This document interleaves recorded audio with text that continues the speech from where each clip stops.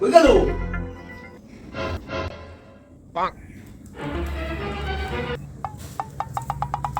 ও তুমি এখানে? আরে সারা ঘর খুঁজছি। হ্যাঁ কেন? কি হয়েছে?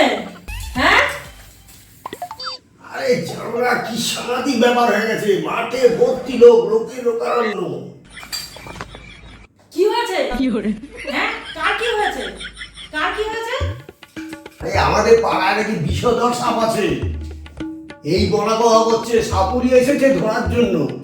আরে আমার ভয় তো তোমাকে নিয়ে, তুমি একদম ঘর থেকে বেরিও না, ঘরে থাকো, দরজা বন্ধ করে রাখো, ঠিক আছে? তুমি কি বলতে চাইছো?